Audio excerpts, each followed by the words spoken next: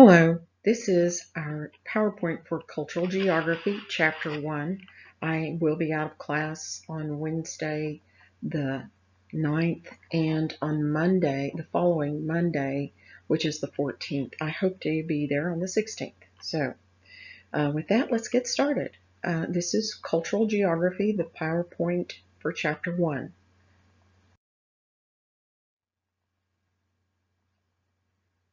In human geography, especially this particular book, we're going to be dealing with different facets about people, about places, and about cultures. This is the 11th edition, but you're welcome to use earlier editions, or I do believe that they are now using a book that has the 12th edition.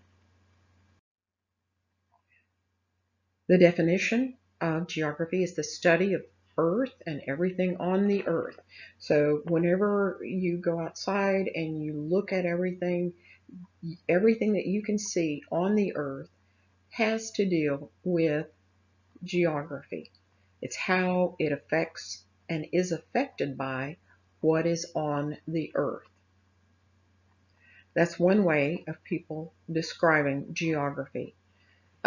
From the earliest days of math and sciences back to the ages of even the Egyptians and the Greeks, there were people who were studying about the earth, different facets, to try to understand what was going on in their world. So they used mathematics, they used description, they used questioning to try to determine what was making the world be what it was. Why did the sun come up in the east? Why did it go down in the west? And so on. It was the first academic subject.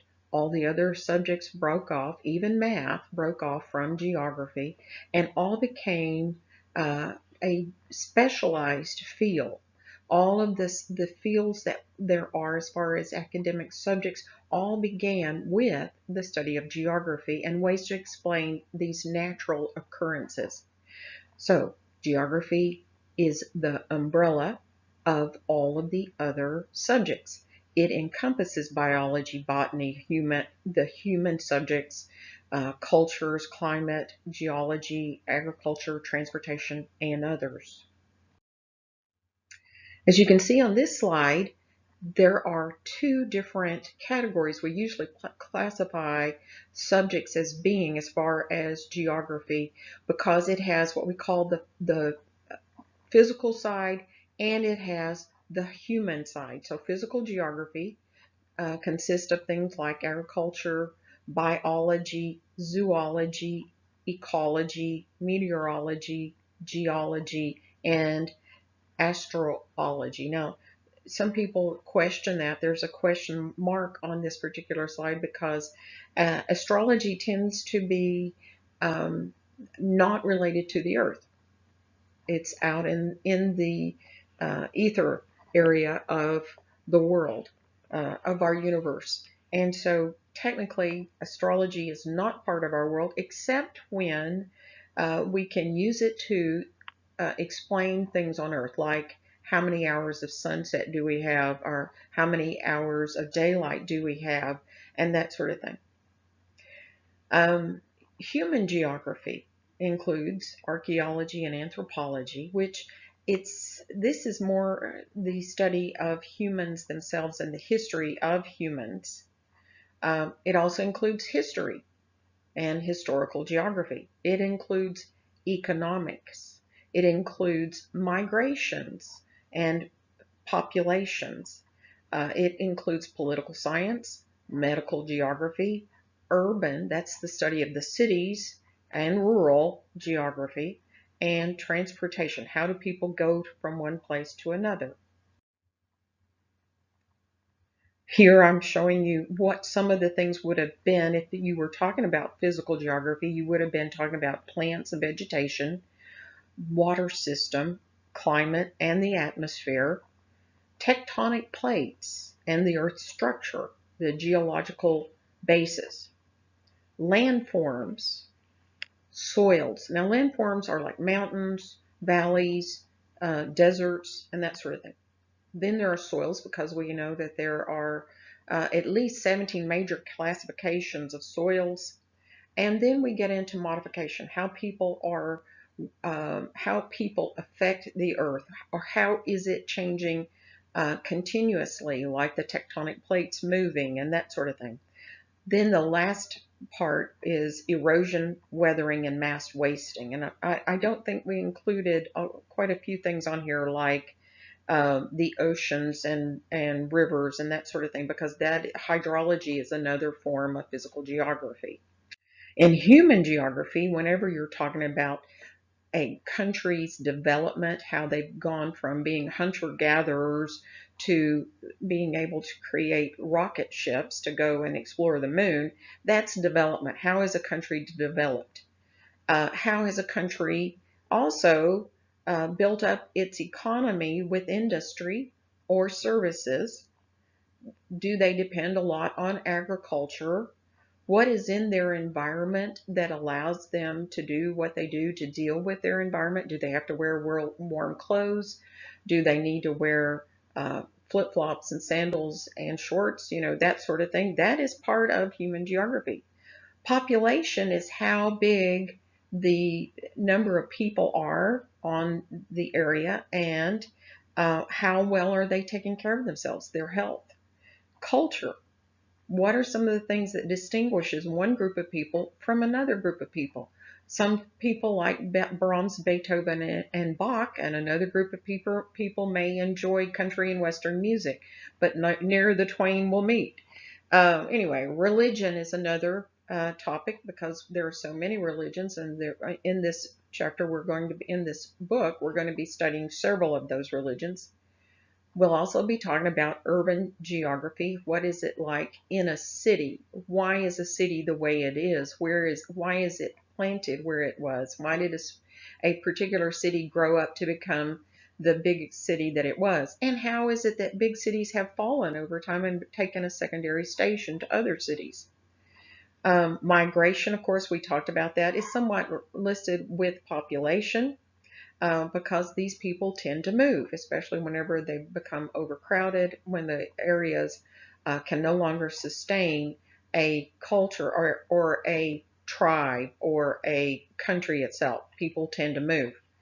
And migration also occurs because of political issues. For example, people may be being harassed by their own governments, or they're trying to escape taxes, so they go to another country. Another thing is language. Language is, of course, all the languages that are spoken and how they came about, how they seem to be similar to other languages, or how they are totally different. We'll be talking about that. Political geography deals with the type of political government there is, and how people tend to make decisions about their whole population. Globalization will be the last thing that we study, and globalization is going to be about how the different cultures are becoming similar. Some of the ideas spread from one culture to another, and therefore it is easier for them to become more alike than to stay different. Some countries are fighting this globalization because they don't want to lose their characteristics, and so they try to hold on to some of their old cultures and ways of doing things. So this leads us to our first chapter. And this is basically going to be an introduction to human geography. So it's going to be talking about how the people in a particular area are, and what are the characteristics of different populations. Now, there are questions. What kind of questions are we going to be dealing with in human geography? Well, the first one, of course, is what is human geography? And I think we've kind of touched on that. It's all of those things that make up the study of human geography, the populations, the language, the religion, etc., etc. Now, it focuses on several questions. How people make places. How do we build up our areas to be what we are? what we have. Um, and if you go back in history, you'll notice that different parts of our country had different types of houses, mainly because of their climates and their weather, but also because it was part of the culture that they brought with them when they came to the Americas. They brought the idea of a house looks like this, and so on. And how do we organize our space and our society? Do we put streets in? Do we put avenues in? Do we section off the city so that there is an industrial area or there is a suburban area, and so on? How we interact with each other is another point. We interact with each other in several different ways.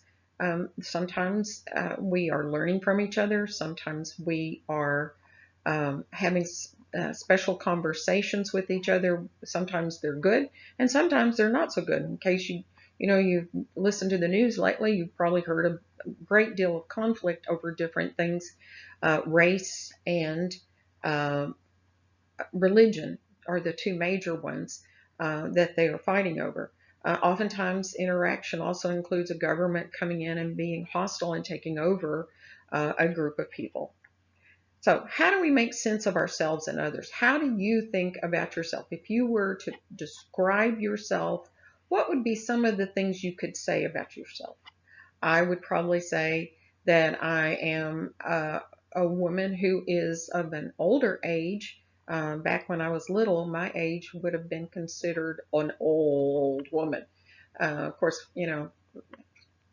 30 is the new 20 and 40 is the new 30. So we'll see how that goes as time goes on.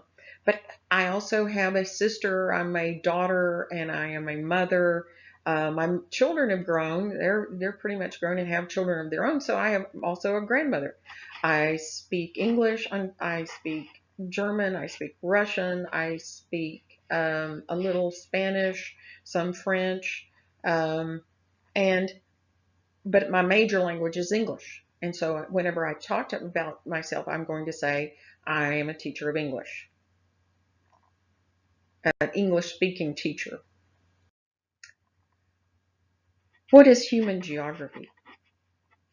There are several advances that have come about in communication and transportation. If you were to go back, 10, 20, 30 years ago, what was in place and what did not exist? What was a instrument that has been developed or invented that didn't exist 10, 20, 30 years ago? Well, um, iPhones were not popular in 2009. They did come along in the uh, 21st century. But if you were to go all the way back to the 1990s, you wouldn't probably have had a cell phone in your car. And the cell phone that I had back in the day was called a bag phone. It sat in a little bag and rested in the bag, and I could carry it in the house, charge it and all that, and carry it and plug it back in. Now they've made so many improvements on that and made them so much smaller that we carry them in pockets, and you can communicate with anybody almost all the way around the world. 50 years ago, if you were to go back that far, there were no computers. There were computers in offices and large governmental offices, but most offices did not have a computer. They used a very old-fashioned type of adding machine where you punched the numbers in with your fingers and then you pulled a lever and it would add for you those numbers. So that was like the earliest that there was. I like to tell the kids that I predate several things: cell phones, computers, and pantyhose. Those are my major three. Anyway, so if you go back 120 years ago, you're probably going to be able to say, well, the car didn't exist. We didn't have submarines. We didn't have airplanes. And there were several other things that we would have had to have lived without. I don't think you would have found an interstate highway anywhere in the United States. Now, economic globalization and the rapid diffusion of elements of popular culture, such as fashion and architecture, are making many people and places look more alike. We're borrowing from each other. Now, I will tell you that there have been a lot of clothing fashions that have taken place in the United States that I did not see in Europe. And vice versa, there were a lot of clothing fashions that were going on in Europe that I didn't find here in the United States. And we can probably talk about that whenever we go into other things.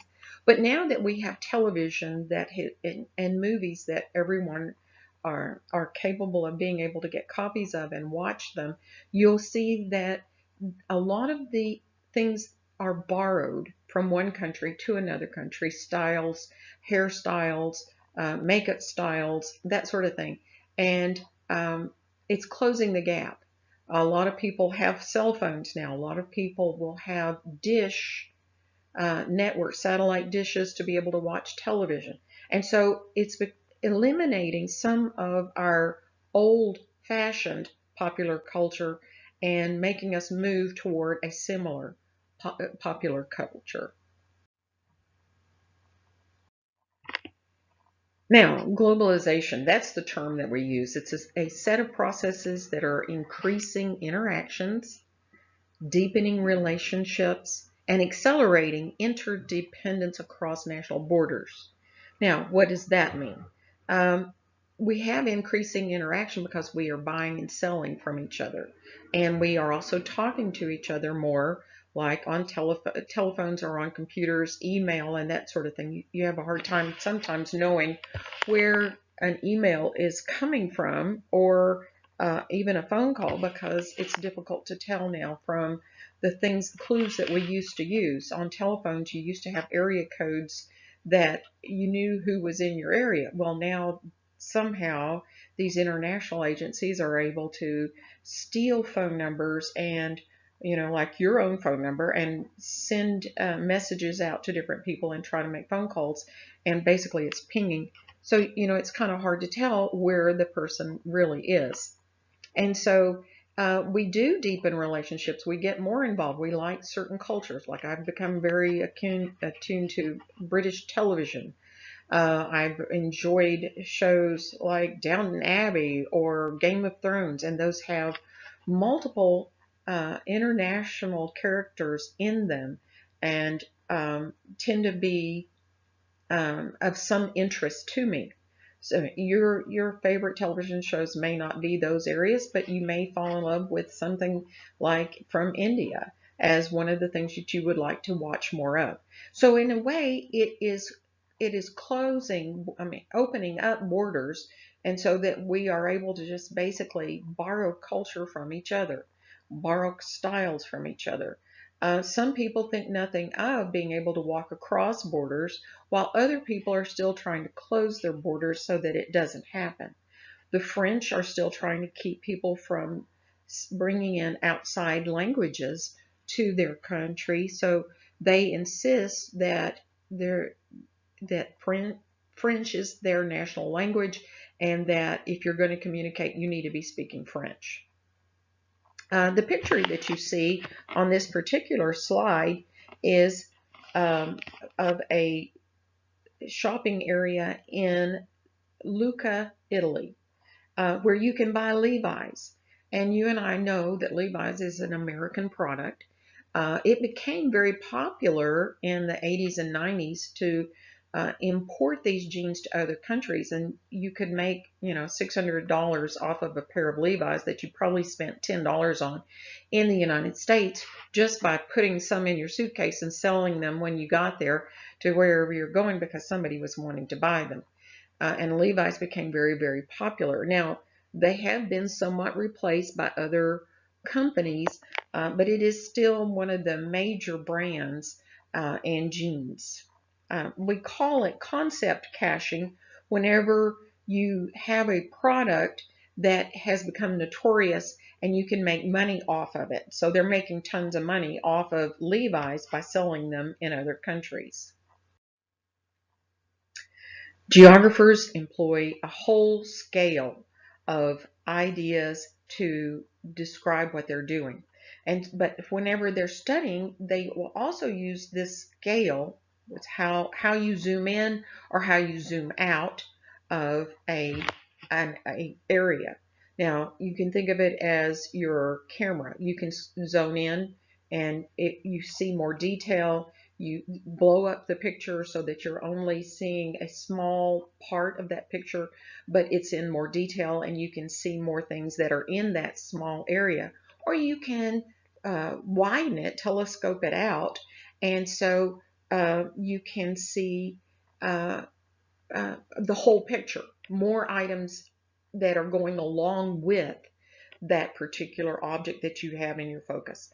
So that is scale, zooming in or zooming out.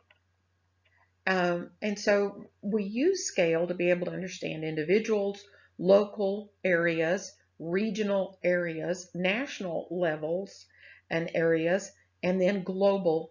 So you can go all the way to looking at the whole world, or you can zoom in and look at the individual. What happens? Why would you want to do that? Because, well, you want to see the individuals, how they are different and how they are unique. While on a global scale, you're going to see how they're all alike and very similar. What happens at the global scale sometimes affects the local scale, something that's going on in the world.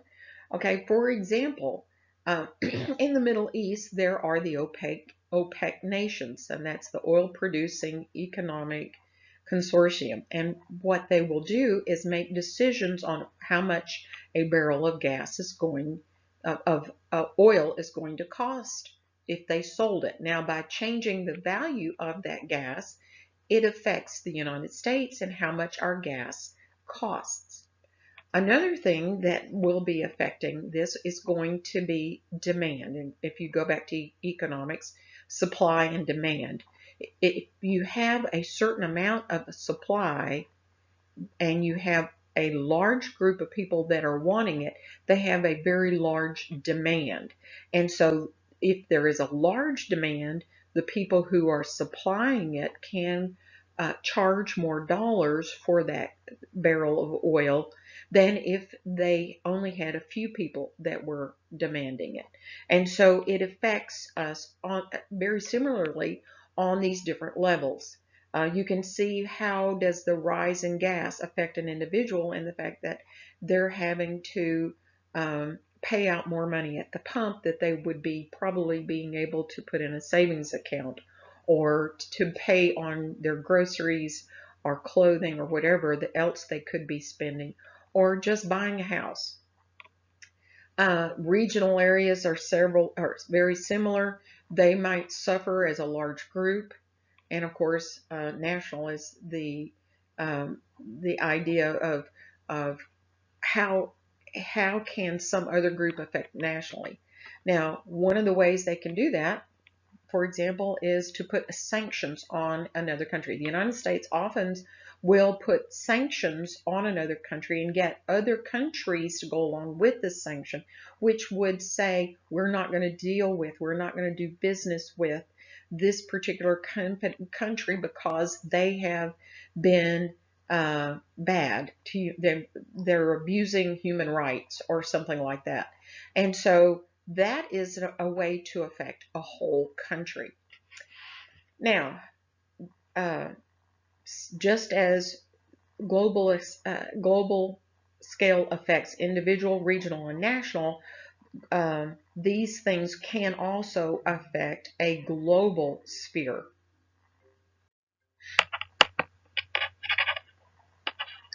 Now, if you can imagine and describe the most remote place on Earth you can think of 100 years ago, what would it be like?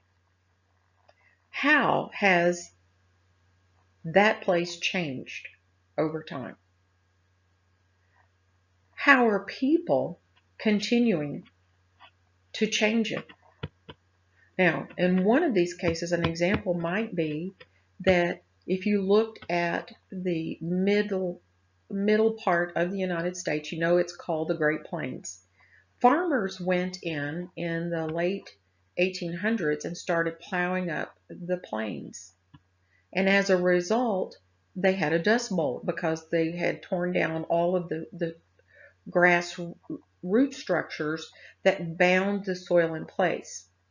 Another thing that they have done is they have started watering irrigation systems that is drawing water off of the aquifers that are underneath the Great Plains. And as they're doing that, they're using up all of the water that is there before it can itself replace itself. The water is gone, and there is a great danger that a lot of people will be without water in the future if that doesn't change. So think about how things have changed. How much more industrialized have we become, or have we become less industrialized? If you were to go back 100 years ago, what was going on in the United States in 1919?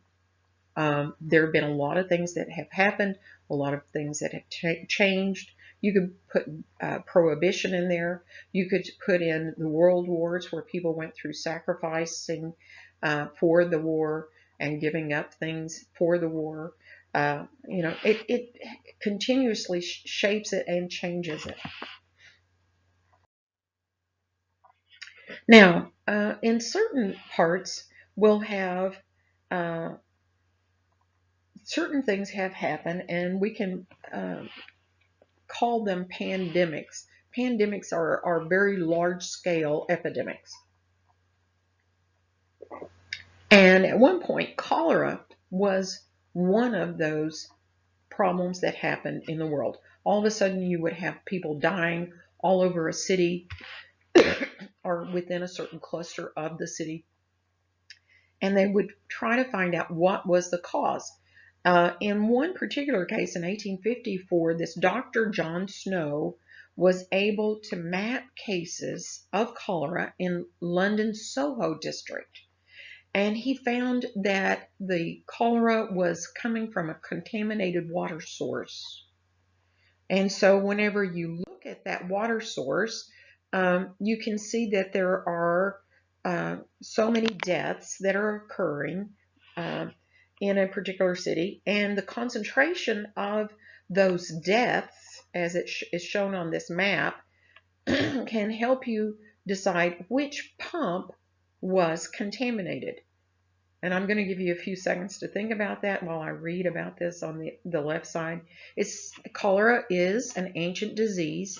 It's usually associated with diarrhea and dehydration. People will have so much diarrhea that they cannot keep their body fluids flowing and in replacing the body fluids that they need. Cholera has not totally been defeated, and it still exists in certain pockets in the world. It sometimes has an outbreak, and you'll find it coming up again.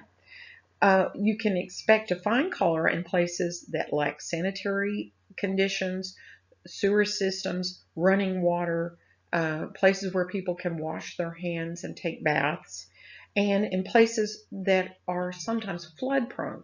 Now, you have seen floods in the last couple of years along the coastlines, especially around North Carolina, South Carolina, some in Florida, a lot in Texas because they've had like 3 100-year floods in the last few years. And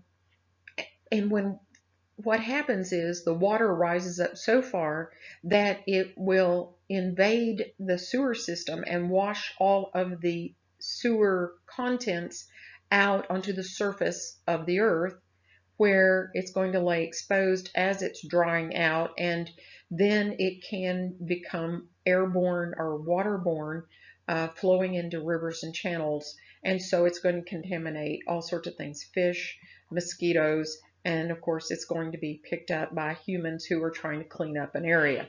So sometimes you have to think about where does it come from. It may have come because of a natural disaster, or it could have just happened because of like a sewage line probably broke right under a source of water. And in this case, I think you can see that. Now, Other ways of looking at geography include using a spatial perspective. Now, spatial just means looking at an area, a space. And so um, Immanuel Kant was one of the first people to come up with the idea about a spatial perspective, that you need to be able to look at something up close and far away. And so we have certain disciplines that are focused not only on a particular phenomena, such as economics and sociology, but on the perspectives of time, such as history and space. How has certain things changed, like fashion? You can go back in history and study that. Geography. Well, we know that people in the South don't wear the same clothes as they wear in the North. And so we come up with some ideas on how to study geography, and one of them is using the 5 themes of geography. And we're going to talk about that as we go on. It's going to include location, which is absolute and relative; place, which is how things are alike, or how things are different, especially unique; region is how everything within a certain larger area, like the South or the Northeast or the West Coast, if you were to group things by area, how is it different? And how is everything inside it the same? How is that region different from one region to another? And how it is the same inside it. Everybody likes to wear baseball caps, or everybody likes Birkenstock shoes, and they're only in this particular region. And so that is one of those things. So region is our 3rd theme. So far, let me say those again: like location, and then place, then region, then movement, how things move from one place to another, and last we're going to talk about human environment interaction. How do people make do with their cultural landscape? Now, the cultural landscape is how people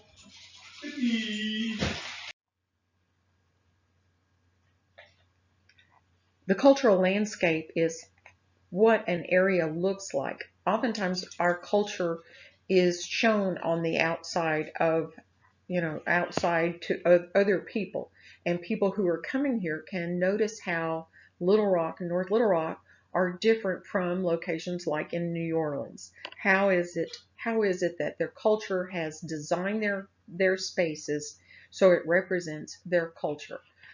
We also know that if you wanted to see a very large variation, you could go all the way to Thailand or Laos and see their homes to see how they differ from the homes in North America. So National Geographic came up with the 5 themes in 1986, and it was a way to look at geography. The 5 themes were derived from geography's spatial concerns. The first one here is location. And location highlights how the geographic position of people and things on the earth affects what happens and why. So one of the ways you can say location, what is it? Location is what is where and why. Why is it there? Another thing, location highlights how the geographical position of people and things on the Earth's surface affects what happens and why. It also helps, knowing the location, to establish a context within which events and processes are situated. And when you think about this, what you're going to probably think back in your mind about our history, and think about how uh, people have made a living and how they chose to make a certain type of living depending on what was in the area. One of the things that would have been important to a farmer would have been farmland. A man who was interested in making a living with lumber would have looked for timberland. And then, of course, he probably would turn around and farm it or sell the land to someone who was a farmer. So it depended on what kind of land it was, what the people did with it. On the second point that they're making about establishing the context which events and processes are situated, you would probably similarly think, well, out of this, people may have had range wars fighting over the land, or they may have uh, destroyed all the timber by cutting it down, and no longer does that land have the same type of jobs. People are not moving there to harvest timber because there is none. So those are different things you think about when you're thinking about location. We can describe location by using latitude or longitude, and as you can see on this globe, uh, we would say North Little Rock is somewhere close to 34 degrees, 0.78 north and 92.25 degrees west. And that would be where we were. And on the second globe, you can see there's a star that I put on there to highlight where we were in Arkansas. But you would be able to use latitude to decide how far north of the equator or south of the equator, and how far east or west of the prime meridian. We also can use a specific address. Now, both the specific address and the latitude and longitude are going to be absolute location, because we know where it is. It's either 92 degrees north and 39 degrees west, or it's going to be something like John Smart's address here, a particular street and house number, 44 Short Street, apartment F, Boston, New York, 11222. Relative location is another way that we have. So absolute is using either a precise latitude and longitude or address. A relative location is somewhere, and you usually use a relative marker. It's beside Taco Bell. It's on Highway 107. Now, you and I both know Highway 107 is a fairly long highway, and there are a lot of things that are located on 107, but it is related to 107. You could say Taco Bell is on Highway 107 and the corner of McCain, or North Hills, or something like that.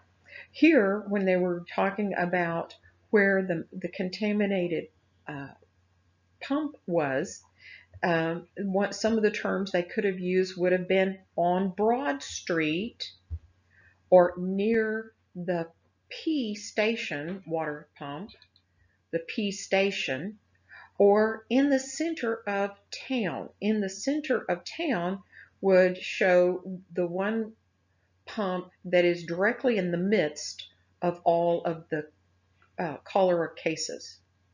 So that is its relative location. Now, had we said 47th Broad and Lexington, then it would be a more precise location.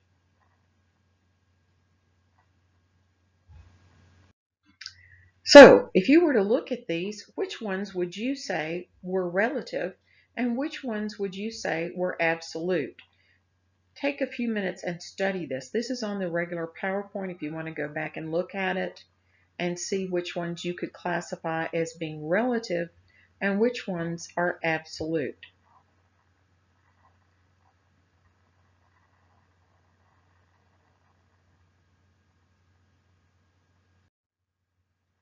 Now, the second thing is human-environment interaction.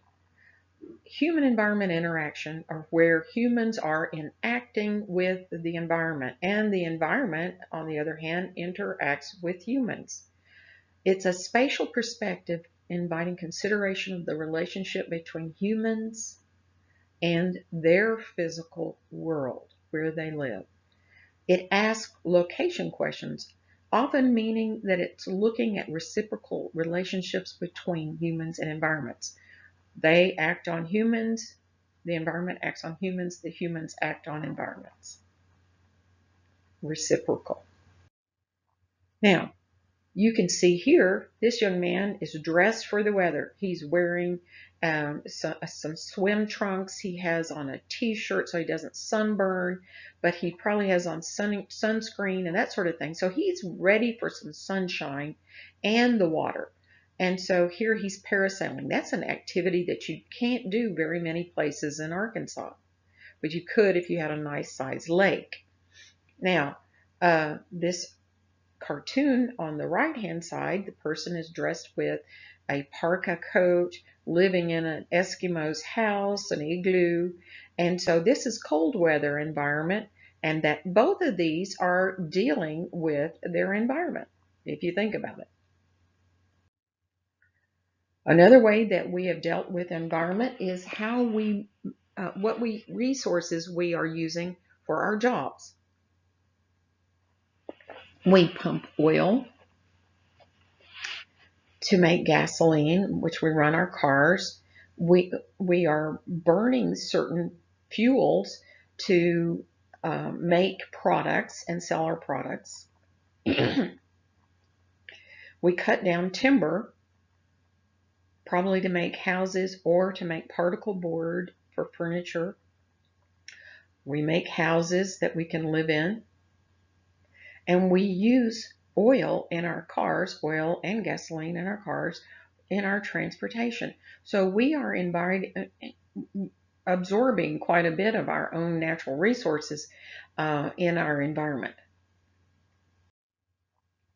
Here again, you can see a visual of how people have altered their environment to help them grow more crops. They have cut the mountain slope in such a way that there are terraces, and the terraces allow them to maintain enough water for the crop that they're trying to grow, and it probably is getting more sunshine in this way also.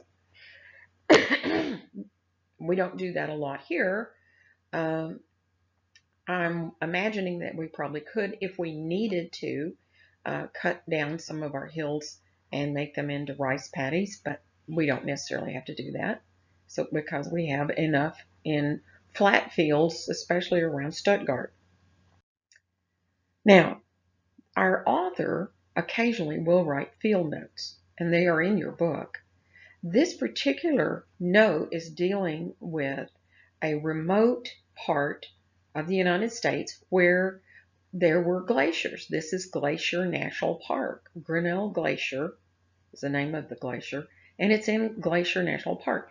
However, if you are looking at this, you will notice that the glacier is melting. And so most of the people that are coming here are seeing less and less glacier and more just regular land because of global warming or human-induced climate change, since it's been shrinking since about 1850. And the only other thing that you know of that probably started in 1850 was the industrial era. They started making textiles in Great Britain on machines, and machines were powered by coal at the time. And so it started putting a lot of coal residue into the air and has caused us to have a warming trend, which I'll explain more of this to you later, but it takes 100 years for the waters and the ocean waters to circulate from their origin to their end, and they meet back where they originally were. And in that 100 years, they have been cooled and then lost their heat, and they come back and are cooled again.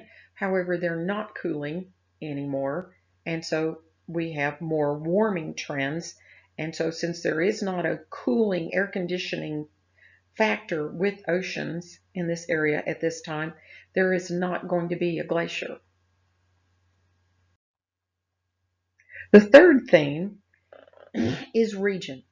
Now, region, I told you before, is how a very large area, like the southeast or the southwest United States, or the northeast and the northwest United States, or even central United States, or um, Midwest. Those are all terms that refer to different regions, and the Great Plains can be all by itself.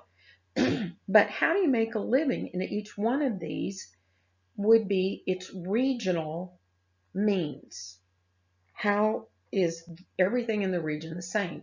Well, most places within a region usually will make a living by using the same type of job. And in this case, we have um, in the picture the terraced area of Thailand. You also see the women of Thailand bringing their grown crops to market to sell. You can tell that that's where you are because of the hats, because of the clothes the women are wearing, the style, the fact that they're selling in little baskets along the side of the road.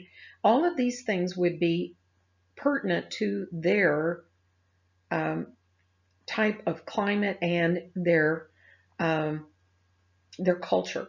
In the bottom, you can also see some plants that are probably peculiar for their area that we don't have here. But that's region. How are some regions different from other regions? The next thing is place. Now, place is all of the things that are unique within an area. And I often think of place as being a bit smaller than region, and that a region may contain many places. But people develop senses of place by infusing meaning and emotion to a particular place. Now, when I was young, I used to think about the people that lived in New York and the North as being Yankees, and that I thought that they were rude and that they had, very quick lifestyles and that sort of thing. Well, that was a stereotype that had been passed on to me, but it was still my feeling and my identification of meaning of the northern states. But sometimes you pick up some of these meanings by watching television, watching movies, seeing pictures that people have made and posted them on Facebook, and you get an idea of what their place is like. So you develop a sense of place by that. People also develop these perceptions of place where they really haven't ever been.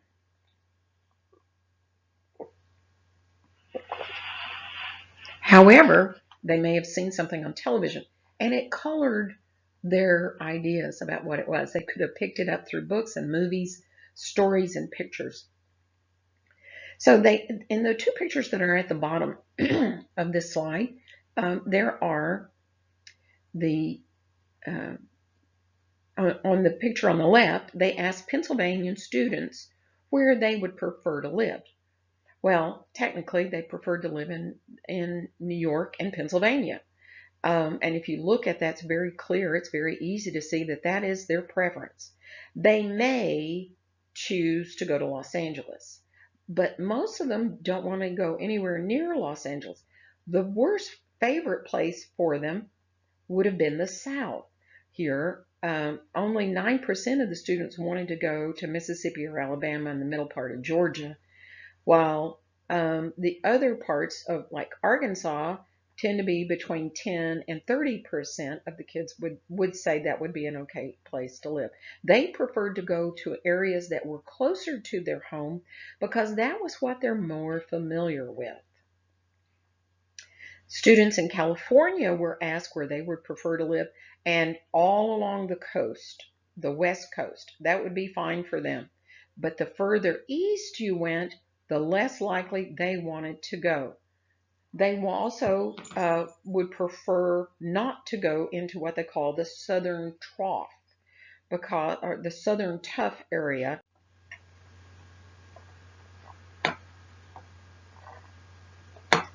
The central part of the United States was not in their choice of selections.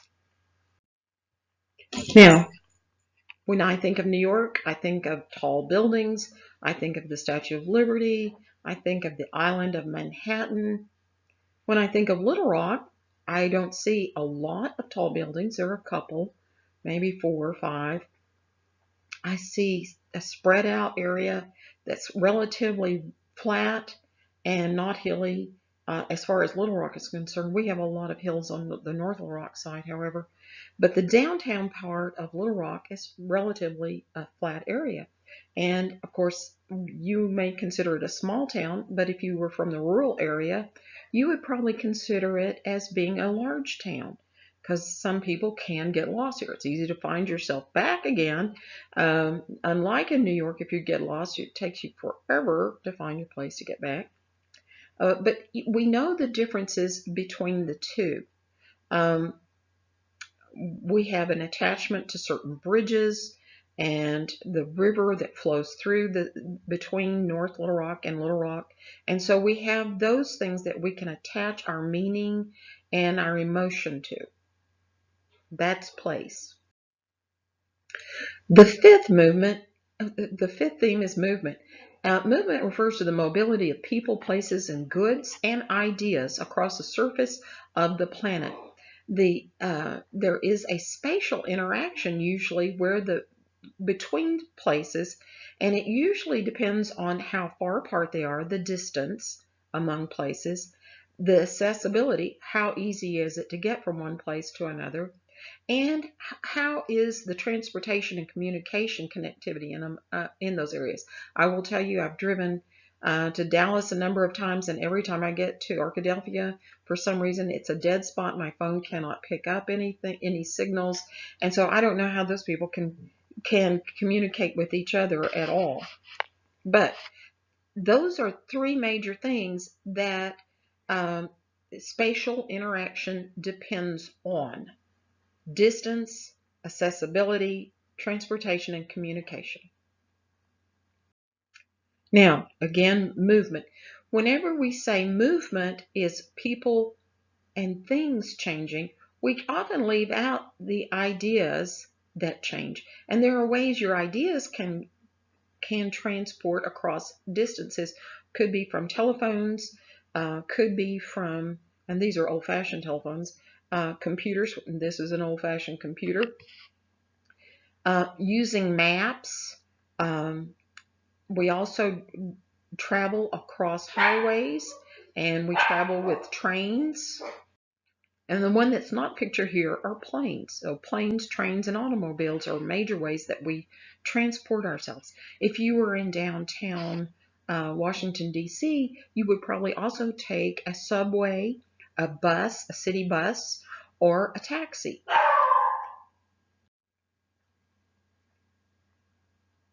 And we usually depend on a fine network of highways and streets for our movement.